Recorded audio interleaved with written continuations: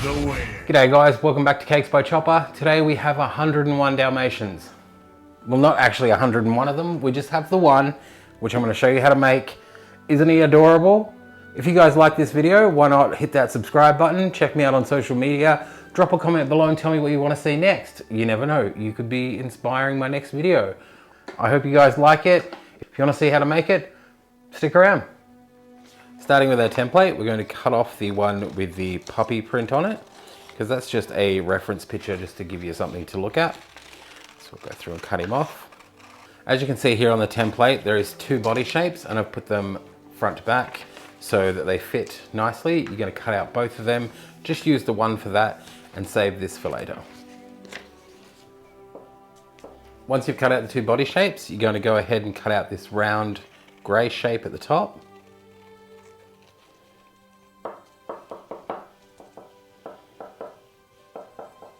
Then we move on to cutting out the snout.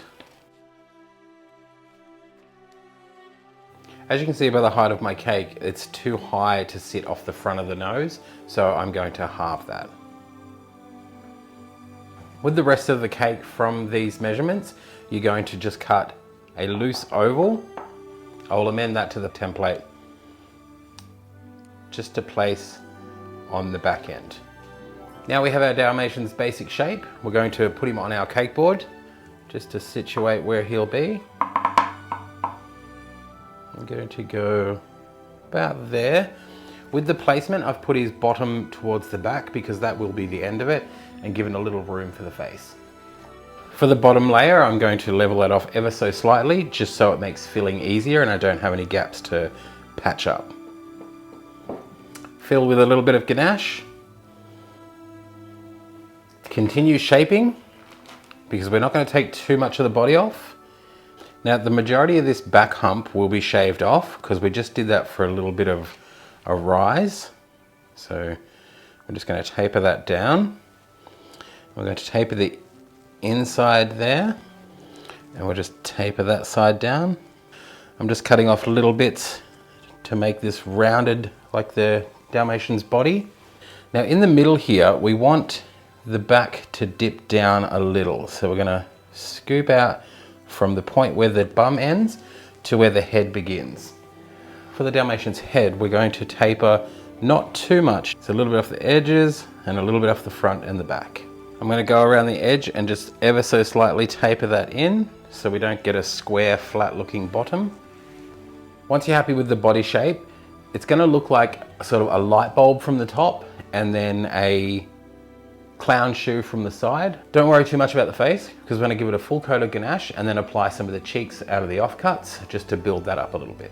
One thing I just noticed that I forgot, at the back when I did the pug dog, it looked very stocky and very black at the back. So what I'm going to do is taper in here. It's only a very small difference, but at the end when you're covering it with fondant, it'll make a world of difference to the back end. This piece off the back that I cut out earlier, what I'm going to do is halve that and use that for a puppy cheek on this side. Actually, I might trim it down a little bit more, but there's where I want. And the other one should go on the other side. Okay, so I've added them onto there. I've applied a little dollop of softened ganache to the top of the head. I'm going to place a little bit on here. Then stick that on for his nose, his little snout. Then I'll grab a little bit more of the warm ganache, tuck that up under. This bit's a little bit tricky and a little bit messy. Now that I've got his snout attached, I'm going to go pop that into the fridge to let it set and then it'll hold on firmer. Then we can apply our second coat and get a better shape. Now that he's had a little time to chill, we're going to go over and give the final coat of the crumb coat. Now I'm going to use the very edge of my little spatula here. I'm going to clean it off and then go and do some very tedious work of just bringing those little peaks down and smoothing out his face. Just being ever so gentle. And anywhere that I've built up too much chocolate, I can just scrape back. Now ever so quickly, to get a nice smooth finish, go over with a paper towel and just rub with the warmth of your hand, not too long so the chocolate doesn't stick. Then you can use that to clean up your cake board. Very important step for when we're about to apply the fondant. So now that our cake is covered, we can start with our white fondant. Now I'm going to take my rolling pin and roll out the white try and get it to be big enough, as always, to go over from the back all the way over to under the lip of the front. Now we're going to start covering by going from the back, making sure it meets the bottom, gently lay him across and let that go down, and that should go all the way around. Now I'm going to apply pressure to the top, get that all kneaded in nice around here, pulling out the pleats as I knead down. Now working on the face, I'm going to make sure there's no air bubbles around the back or the front near the nose. I know you're going to want to push the cheeks in straight away and get that all shaped off, but resist the urge, because we've got to go around and make sure there's no air bubble around the face. Now we can start to do the sides of his cheek and in between his snout there. Now when I go to do underneath his snout, I'm just curving and rolling, sliding that fondant in. Gently go around the edges, pushing your fingers up under to get that curved edge. Now taking our carving tool, I'm going to cut off just very liberally around the edge and not have to worry about the excess bunching up and ruining my day. As with every other cake, I'm going to carefully go in, trim around the edge. With this excess fondant, I'm going to roll a ball, just taper the edges, and this is going to go up underneath and become a puppy jaw. I'm just going to push that in like that and smooth up. Then I'll get my magic brush to blend and manipulate. Now's a good chance to also take your template, measure out the puppy tail. I'm going to add a little tileless powder so that it sets a little quicker. Just going to roll that out into a point, cut it off nice and even. Now I want a little bit of a curve, so I'm going to measure where it goes and then lay that there, and we'll just leave that to firm up a bit so we can pop it on at the end. After you've cut your fondant off, it's important to re-knead that out so you don't have any lines and creases through it. Roll out our fondant kind of thick, because we're going to cut some ears, which I'm going to taper that down a little bit. On the template, I provided you with a little shape here.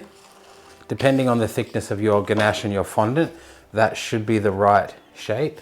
So you want the thick part at the bottom. These don't have to be precise because they're an ear. A thicker end on this side and then a thinner end up the top. So when the ear goes on, it's going to curl over and look like a Dalmatian ear. Now I've cut one of that side, I'm going to flip it so it's the opposite. And we're just cutting out this second one. I'm going to take a small amount of pink. Try not to get any on my fingers. Roll out your pink. You only need this very thin, and you're going to line the inside of the ear. Just manipulate it with your finger. And then you can trim it off at the bottom. And that's going to give just a little bit of pink inside the ear. Now I'm going to place that flat. Actually, I have the perfect tool for it here. I'm going to place those on the ground and let the ear drip over. That will just help them firm up a little bit like that.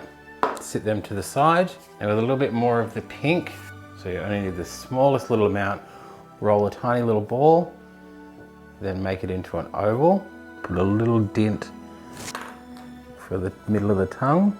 With the rest of your white fondant, I've given you a little shape of the paw. You should be able to roll your fondant up, and then what I'm going to do is just gently squeeze the inner part so it looks like two paws. Just elongate it in the middle to sort of look like a bone, but then we're going to cut on an angle, and the angle will go at the side of the cake.